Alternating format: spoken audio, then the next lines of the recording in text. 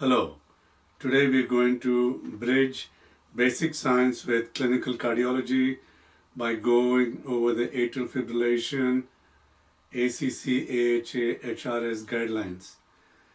The key shift is this: atrial fibrillation is no longer viewed as just an arrhythmia, it's a manifestation of an underlying atrial cardiomyopathy. We will move from cellular mechanisms all the way to treatment strategies, focusing on how understanding pathophysiology helps understand and make clinical decisions. Atrial fibrillation is a progressive disease continuum, not simply a time-based classification. Stage 1 begins with risk factors such as hypertension, obesity, sleep apnea. Stage 2 represents pre-AF, where structural electrical remodeling has already begun. Stage 3 is clinical. Stage 4 represents permanent structural heart disease. The key point to remember is that early intervention is important because once fibrosis becomes established, rhythm control becomes less effective.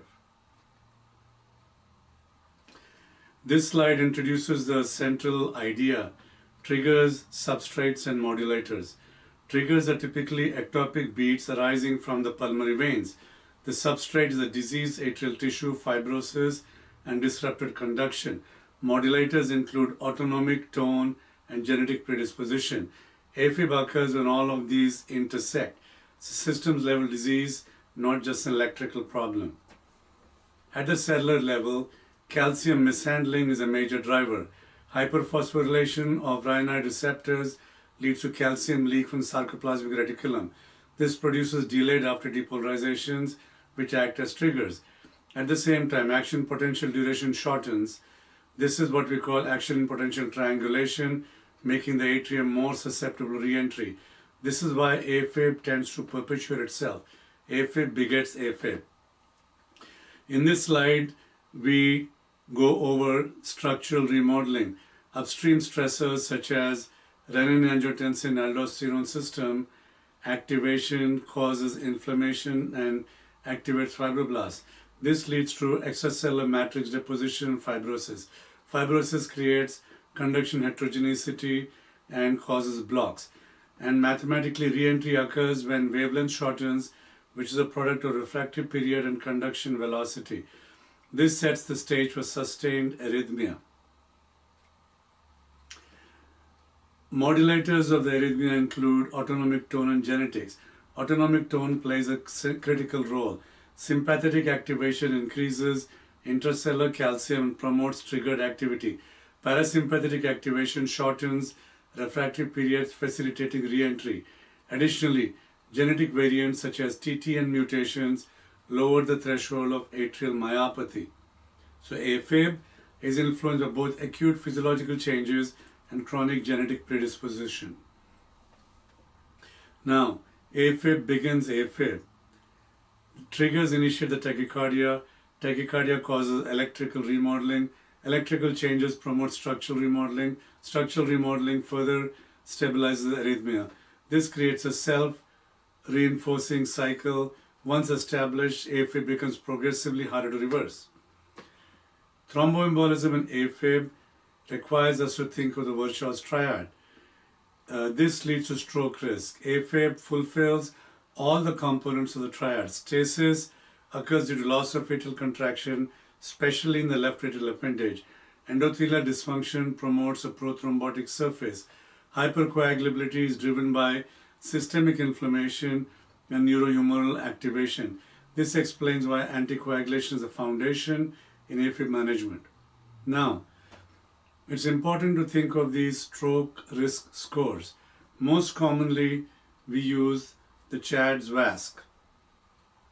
And the CHADS-VASc score includes congestive heart failure, hypertension, age, diabetes mellitus, stroke, TIA in the past, thromboembolism, vascular disease, age, and gender. The ATRIA trial also adds renal function and captures uremic platelet dysfunction. The Garfield AF trial incorporates dynamic clinical modifiers such as smoking, dementia, and leads to a more precise calibration. These are various ways by which we can think of AFib stroke risk.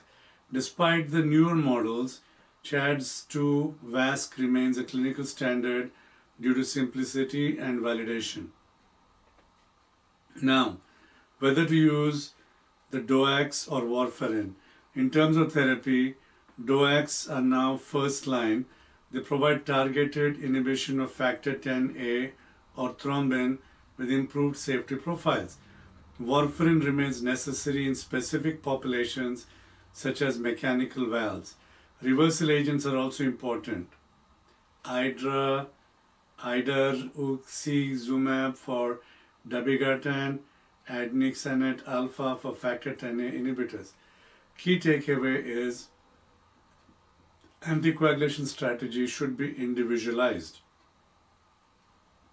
Yet another mechanism for avoiding stroke, particularly in those patients who cannot tolerate anticoagulation, are structural approaches.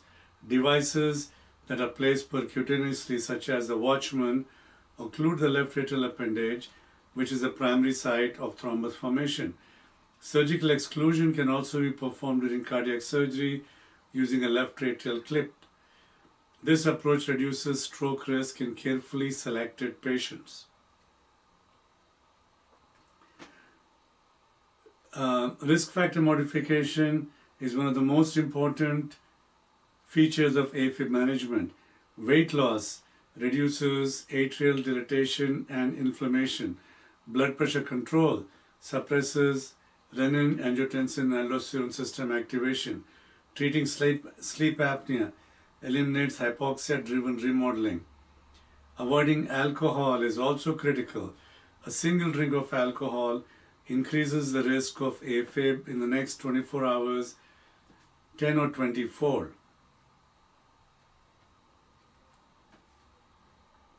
Rhythm control. Guidelines emphasize early rhythm control. Initiating rhythm control within the first year improves outcomes and may prevent irreversible fibrosis.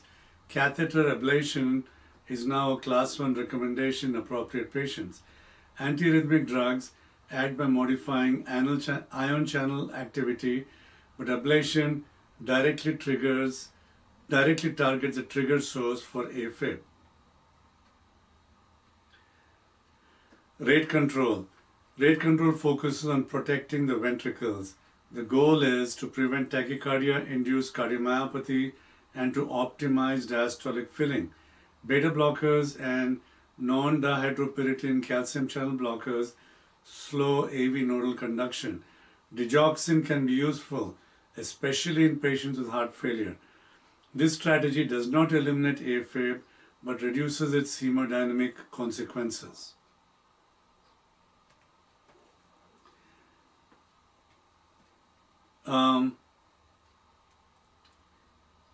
Now you should remember that AFib is not just an arrhythmia, it's a progressive atrial cardiomyopathy driven by interacting electrical, structural, and systemic processes. Therefore, we should integrate risk factor modification, stroke prevention, early rhythm control. Understanding the biology allows us to intervene earlier and more effectively. We halt the myopathy through aggressive risk factor and lifestyle control. We avoid strokes using oral anticoagulants or devices. Symptom and rhythm control is obtained by interrupting AFib early and stopping the feedback loop that sustains AFib. Thank you for listening. More to follow.